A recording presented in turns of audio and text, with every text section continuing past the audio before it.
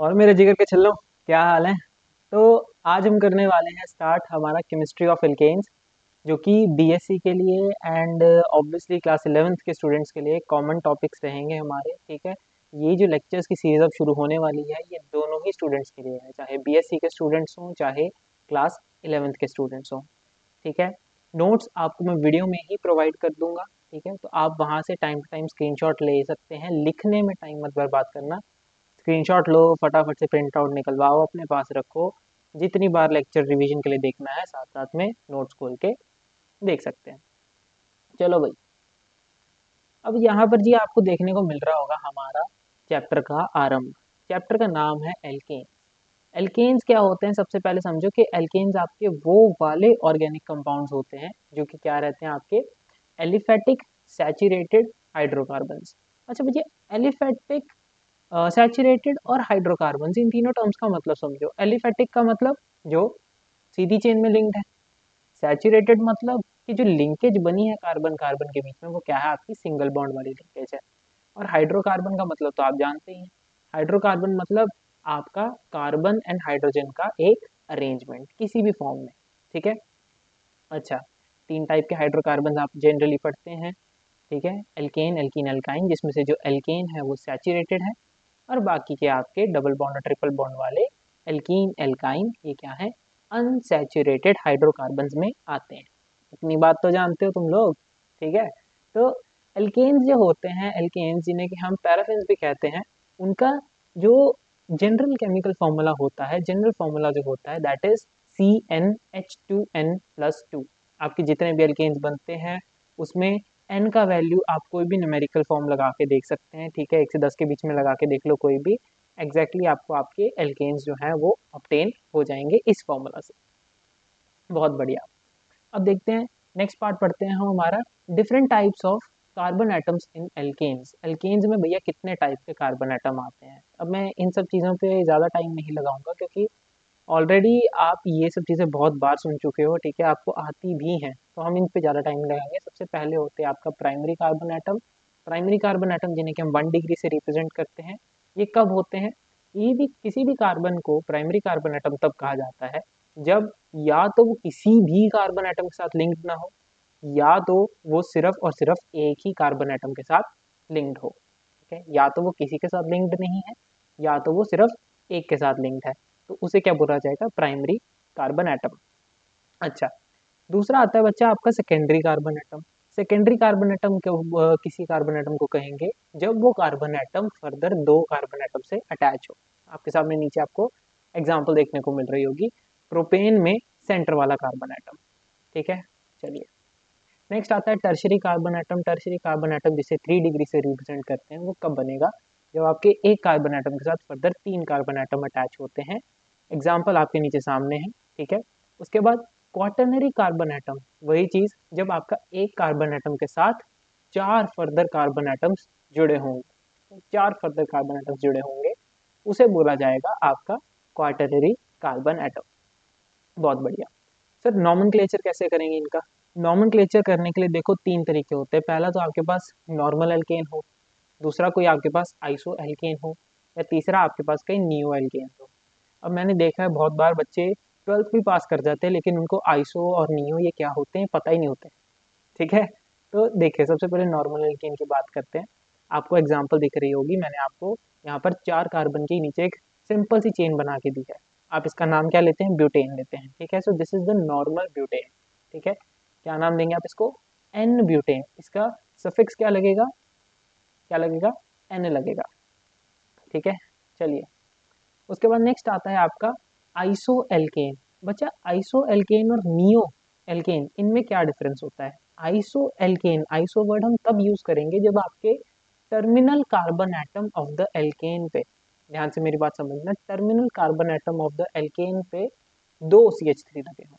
देखो ये जो है जहाँ पर अभी मेरा कर्सर जा रहा है, मूव कर रहा है, देखिए एनोटेशन अभी चला नहीं पा रहे हैं हम, तो देखो जहाँ पर अभी मेरे माउस का कर्सर है वहाँ पर क्या है, जो CH है वो क्या है आपका टर्मिनल कार्बन एटम। क्या है वो, टर्मिनल कार्बन एटम। इस टर्मिनल कार्बन एटम से फर्दर कितने CH3 जुड़े हुए हैं बच्चा, 2 जुड़े हुए हैं। तो जब एक कार्बन एटम से एक टर्मिनल कार्बन एटम से दो CH3 जुड़े हों उसे बोला जाता है आइसो। क्या बोला जाता है? आइसो। ठीक है, चलिए अब स्ट्रक्चर आपके सामने मैंने एक बना के रखा है, CH3 CH2 CH bracket CH3 twice. इसको जब मैं ओपन करूंगा तो ये कुछ इस फॉर्मेट में दिखेगा, यानी कि मेरे टर्मिनल कार्बन एटम ये CH पे क्या लगे होंगे? दो CH3 लगे होंगे।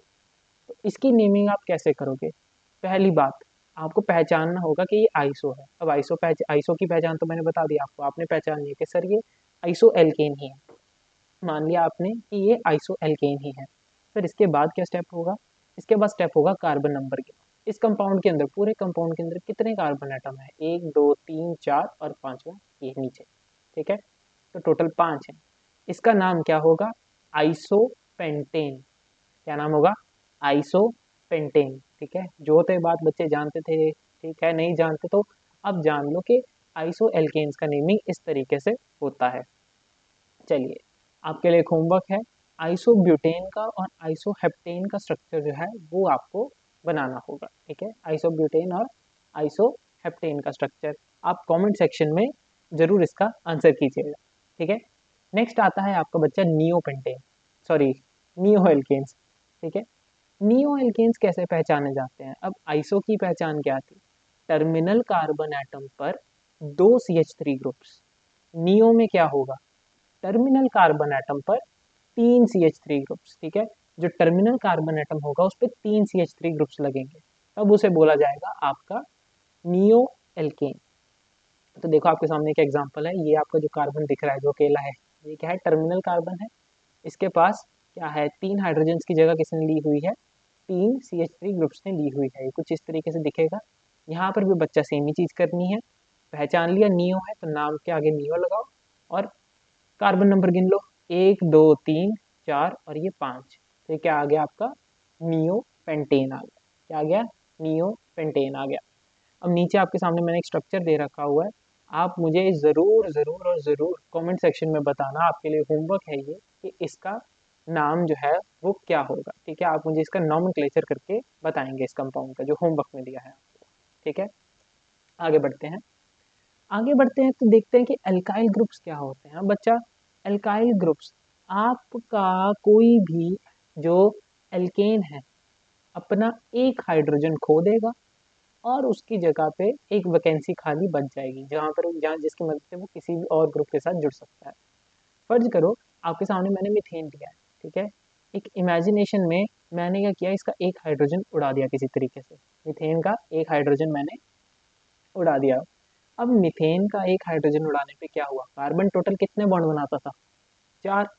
एक हाइड्रोजन गया तो कितने बॉन्ड बने? 3। 3 बॉन्ड बने हुए, यानी कि चौथे की क्या बची अभी? चौथे की वैकेंसी है। तो ये क्या बन जाएगा? CH3। इसे बोला जाता है मिथाइल ग्रुप। ये जो CH3 है ये फर्दर किसी दूसरी चेन के साथ ब्रांचिंग की फॉर्म में जुड़ने के लिए कैपेबल होता है।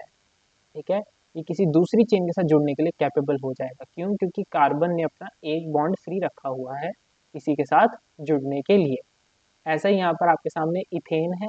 इथेन में से आप एक हाइड्रोजन उड़ा दीजिए, आपको क्या मिल जाएगा? Ethyl group. हम करते थे ना जब 11th क्लास में, आपने देखा होगा 11th क्लास में जब मैं नेमिंग करा रहा था तो मैंने आपको कैसे सिखाया था? चेन के ऊपर मिथाइल ग्रुप लगता है, इथाइल ग्रुप लगता है, बिल्कुल उसी तरीके से। ठीक है, यहाँ पर आपको देखने को मिल रहा है आपका आइसोब्यूटेन। आइसोब्यूटेन जो होता है, ठीक है, ये जो स्ट्रक्चर है दिस इज ऑफ आइसोब्यूटेन। आप पहचान गए होंगे कैसे? क्योंकि टर्मिनल कार्बन एटम पर दो CH3 लगे हुए हैं। देखो, टर्मिनल कार्बन एटम पर दो CH3 लगे हुए हैं, आप पहचान गए आइसोब्यूटेन है। बहुत बढ़िया। एक हाइड्रोजन निकालेंगे इसका।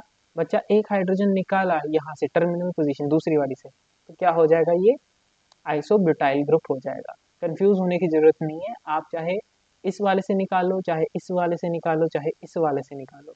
ठीक है, कोई फर्क नहीं पड़ेगा, आपका जो स्ट्रक्चर है वो सिमिलर ही रहेगा। आपको बाहर की तरफ से 3 पॉइंट करते हुए CH3 देख रहे होंगे ना, तीनों में से किसी का भी एक हाइड्रोजन निकाल दो, वो क्या हो जाएगा? आपका आइसोब्यूटाइल ग्रुप ही बनना है।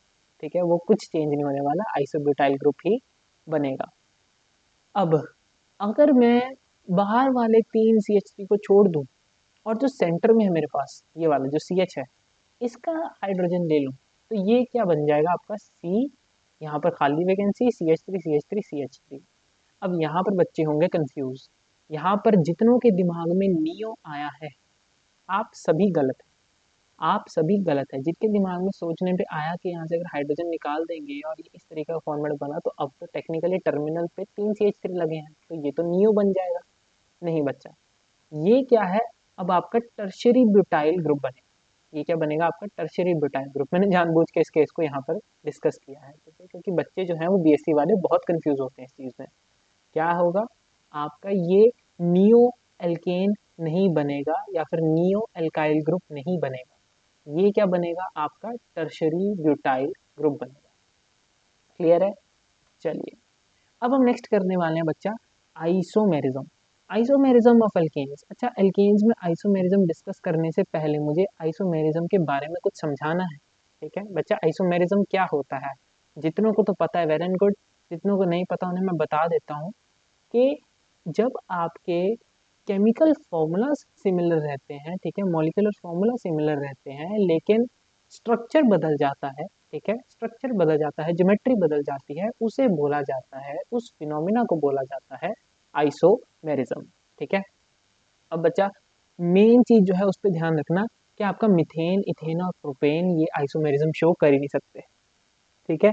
मिथेन, इथेन और प्रोपेन ये तीनों के तीनों आइसोमेरिज्म शो कर ही नहीं सकते। सर क्यों नहीं कर सकते? अरे भाई कॉमन सेंस लगाओ, मिथेन के पास क्या है, एक ही कार्बन एटम है, ठीक है, तो एक कार्बन एटम अपनी ज्योमेट्री तो चेंज नहीं कर सकता ना, हमें तो कार्बन का अरेंजमेंट चेंज करना है चेन में, तो एक कार्बन की तो कोई चेन होती नहीं, तो जी मिथेन तो गया काम से। अच्छा, चेन बनाने के लिए एटलीस्ट 2 कार्बन चाहिए, फिर सर इथेन क्यों नहीं बना सकता? अब ध्यान से समझना भाई, इथेन के अंदर तो 2 ही कार्बन एटम है, ठीक है, इथेन के अंदर तो क्या है, 2 ही कार्बन एटम है, तो वो क्या करेगा, कुछ चेंज कर सकता है अपने आप में? मेरे को तो नहीं लगता, आपको लगता है तो आप बता दो, ठीक है, कुछ चेंज नहीं कर सकता वो अपने आप में। तो क्या है, इथेन पे आइसोमेरिज्म शो नहीं करेगा। सर प्रोपेन के बारे में बात करें, थोड़ी सी बड़ी चेन बन जाती है। नहीं बच्चा, क्योंकि जब आप प्रोपेन को बनाने की कोशिश करते हो तो आप क्या कर सकते हो, मान लो आपने 3 कार्बन की आपके पास स्ट्रेट चेन है, आपने एक कार्बन लिखा, दूसरा लिखा, तीसरा ऐसे नीचे करके लिख दोगे, ये तो फिर भी स्ट्रेट चेन ही गिनी जाएगी, ठीक है। तो क्या है कि आपका मिथेन, इथेन और प्रोपेन जो है वो क्या नहीं कर सकते, आइसोमेरिज्म शो नहीं कर सकते, ठीक है। प्रोपेन के बाद वाले जितने हैं वो सब कर सकते हैं, जैसे ब्यूटेन हो गया, ब्यूटेन से शुरू होता है आपका आइसोमेरिज्म का खेल। ब्यूटेन का देखो, सबसे पहले तो आपके पास नॉर्मल ब्यूटेन का चेन जिसे कि एन ब्यूटेन बोलेंगे, और यहाँ से मान लो अगर मैं एक कार्बन को उठा के यहाँ पर ब्रांचिंग की फॉर्म में लगा दूँ तो ये क्या हो जाएगा आपका आइसोब्यूटेन। अभी थोड़ी देर पहले इनके नाम लिखने सीखे थे हमने, ठीक है। टर्मिनल वाले कार्बन पे क्या होगा, टर्मिनल कार्बन पे आपके 2 CH3 लग गए हैं, ठीक है, तो ये क्या है आपका आइसोब्यूटेन कहलाया जाएगा। बहुत बढ़िया जी। उसके बाद पेंटेन के देखो, तो पेंटेन के भी आपके 3 आइसोमर्स बनते हैं। पेंटेन के 3 आइसोमर कौन से, पेंटेन में सबसे पहला एन पेंटेन पॉसिबल है, दूसरा क्या है आपका आइसोपेंटेन पॉसिबल है, और तीसरा क्या है, नियोपेंटेन पॉसिबल है। नियोपेंटेन कैसे, देखो आइसो तो समझ आ गया होगा, हमने एक उठा के यहाँ पर लगा दिया।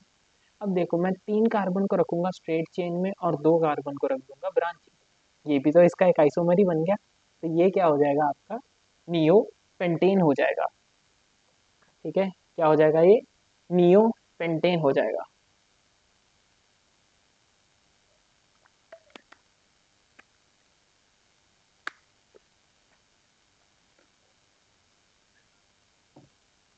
भाई पानी पीते रहता है भी जरूरी है। चलो, सभी जनरल बातों को खत्म करने के बाद finally we are on the methods of preparation of alkanes. अब मैं थोड़ा सा अपनी पेस को स्लो करूंगा, रीज़न बीइंग कि बहुत से बच्चों ने ये टॉपिक्स जो हैं 11th क्लास में अच्छे से नहीं पढ़े होंगे, तो उनके लिए मैं ये वाले टॉपिक्स एक बार दोबारा रिपीट कर देता हूँ, जो BSc वाले स्टूडेंट्स हैं उनके लिए, ठीक है। तो अभी मेरी स्पीड जो है वो थोड़ी सी स्लो रहेगी, पहले वाला पार्ट जो है वो हमने थोड़ा सा तेज़ निकाला है, ठीक है बच्चा। समझना बात को ध्यान से। सबसे पहला तरीका जो होता है एल्केन्स की फॉर्मेशन का, वो क्या होता है आपका एलिफैटिक अनसैचुरेटेड हाइड्रोकार्बन्स। भाई एलिफैटिक अनसैचुरेटेड हाइड्रोकार्बन से क्या मतलब है, समझना। एलिफैटिक माने स्ट्रेट चेन, हाइड्रोकार्बन वही कार्बन और हाइड्रोजन का एक अरेंजमेंट किसी चेन में। अनसैचुरेटेड मतलब डबल बॉन्ड और ट्रिपल बॉन्ड वाले कंपाउंड्स। तो ये किनके बारे में बात हो रही है, आपके एल्केन्स, सॉरी एल्कीन्स और एल्काइंस के बारे में बात हो रही है। ठीक है, एल्कीन्स और एल्काइंस के बारे में बात हो रही है। अब समझना, एल्कीन एल्काइन से आपका एल्केन बनाने के तरीके में सबसे पहला जो तरीका आता है वो आता है हाइड्रोजनेशन का। आप हाइड्रोजन ऐड करवाओगे, वहां पर क्या होगा, कन्वर्जन होके एल्केन बन जाएगा। कैसे बनेगा, आपके सामने देखो, ये बना लिखा हुआ मैंने ethene CH2 double bond CH2, ये है। आपको इसमें H2 ऐड करवाना होगा इन द प्रेजेंस ऑफ निकल, प्लेटिनम या फिर पैलेडियम। अब मजे की बात सुनो, तीनों में से यूज तो जी आप कुछ भी कर सकते हो, किसी भी कंडीशन पे किसी भी टाइम पे यूज कर सकते हो। जब आप निकल यूज करोगे तो निकल को एज ए रिएजेंट या फिर कह लो कि एज ए कैटलिस्ट यूज करने वाले, क्योंकि निकल, प्लेटिनम, पैलेडियम कैटलिस्ट है। तो जब भी आप निकल को एज ए कैटलिस्ट यूज करोगे तो आपको 250 से 300 डिग्री तक का टेम्परेचर देना पड़ेगा। ठीक है, 250 से 300 डिग्री सेल्सियस टेम्परेचर देना पड़ेगा। जबकि प्लैटिनम और पैलेडियम जो है वो क्या रहते हैं आपके, इस मामले में थोड़े से बढ़िया रहते हैं, क्योंकि वो जो है रूम टेम्परेचर पर ही बात को आगे बढ़ा देते हैं। वो कैटलिस्ट रूम टेम्परेचर पर ही एक्ट करते हैं। तो याद रखना, जो निकल है वो क्या है, निकल आपका 250 से 300 डिग्री सेल्सियस टेम्परेचर पर ही काम करेगा। जबकि प्लैटिनम और पैलेडियम, जब ये दो कैटलिस्ट यूज करोगे तो वो रूम टेम्परेचर पर ही एक्ट कर जाएंगे। ठीक है, देखो हाइड्रोजनेशन में होगा क्या, दो हाइड्रोजन है। ठीक है, तो दो हाइड्रोजन क्या करेंगे, दो हाइड्रोजन कार्बन और कार्बन के बीच का एक बॉन्ड ब्रेक करा देंगे। अभी कितने बॉन्ड बने हैं कार्बन कार्बन के बीच में, एल्कीन है ना, तो दो बॉन्ड बने हैं। देखो यहाँ पर कार्बन कार्बन के बीच में क्या है, दो बॉन्ड बने हुए हैं। ठीक है, जहाँ जहाँ पर मेरा माउस का कर्सर मूव कर रहा है आप प्लीज उसे देखिए। देखो दो बॉन्ड बने हुए हैं, H2 ऐड करवाओगे तो एक बॉन्ड हो जाएगा ब्रेक। एक बॉन्ड ब्रेक हुआ, अब वैकेंसीज का खेल है। एक वैकेंसी इधर के कार्बन के पास वेली होगी, एक वैकेंसी दूसरे कार्बन के पास फ्री होगी। ठीक है, अब कितने हाइड्रोजन हमने ऐड कराए हैं जी, दो हाइड्रोजन ऐड कराए हैं। तो एक हाइड्रोजन उस कार्बन की वैकेंसी पे चला जाएगा और एक हाइड्रोजन इस वाले कार्बन की वैकेंसी पे चला जाएगा। ठीक है, एक हाइड्रोजन चला गया इस वाले कार्बन एटम के पास और एक हाइड्रोजन चला गया इस वाले कार्बन एटम के पास। तो बन क्या गया, CH3 CH3। सर ये तो आपने तरीका बताया एल्कीन से कराने का, अब मैं एल्काइन से कराने का तरीका भी समझाता हूँ। ठीक है, एल्काइन से कराने के लिए आपको सेम प्रोसीजर है, डिट्टो सेम प्रोसीजर। क्या करना होगा आपको, आपका CH ट्रिपल बॉन्ड CH है। ठीक है, इसके अंदर भी आपको यही हाइड्रोजनेशन ही करवानी है। अब पॉइंट जो मैं बोल रहा हूँ थोड़ा सा कैलकुलेटिव है, आप थोड़ा सा ध्यान से समझना मेरे पॉइंट को। बच्चा मैं कह रहा हूँ कि दो हाइड्रोजन्स एक बॉन्ड को तोड़ते हैं, दो हाइड्रोजन्स एक बॉन्ड को तोड़ते हैं। तो जब मुझे दो बॉन्ड तोड़ने हैं तो मुझे कितने हाइड्रोजन चाहिए होंगे, चार चाहिए होंगे, क्योंकि दो हाइड्रोजन लगते हैं एक बॉन्ड को तोड़ने के लिए, या फिर इसको उल्टा भी समझ सकते हैं कि एक बॉन्ड को तोड़ने के लिए दो हाइड्रोजन हैं, तो दो बॉन्ड्स को तोड़ने के लिए चार हाइड्रोजन की रिक्वायरमेंट रहेगी। बराबर है, तो यहाँ पर आप क्या करोगे, 2H2 डालोगे। ठीक है, यानी कि आपने पहले H2 डाला, एक बॉन्ड तोड़ा, फिर से H2 डाला, दूसरा बॉन्ड तोड़ा। ठीक है, इससे क्या हो जाएगा आपका इथेन जो है आपको मिल जाएगा, किससे, इथाइन से।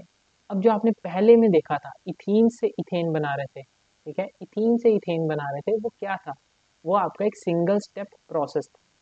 लेकिन अब जो आप देख रहे हो, ठीक है, अब जो आप देख रहे हो इथाइन से इथेन बनाने का प्रोसेस, ये क्या है, एक 2 स्टेप प्रोसेस है। क्योंकि पहले स्टेप में आपने H2 डाला, फिर दूसरे स्टेप में एक और बार H2 डाला। मैंने तो चलो यहाँ पर एक साथ कलेक्टिवली करके 2H2 लिख दिया है। वही निकल, प्लेटिनम, पैलेडियम की प्रेजेंस में रिएक्शन होगी।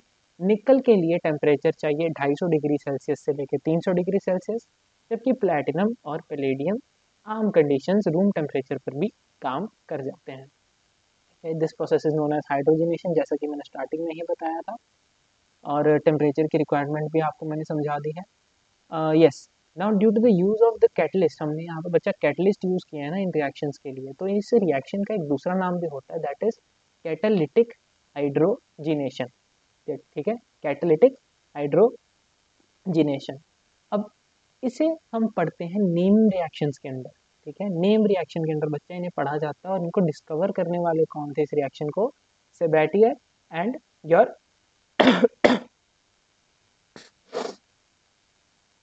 सॉरी, ठीक है, सेबेटियर एंड सेडनर, ठीक है। ये दोनों ने क्या किया था, इस रिएक्शन को डिस्कवर किया था, क्लियर है।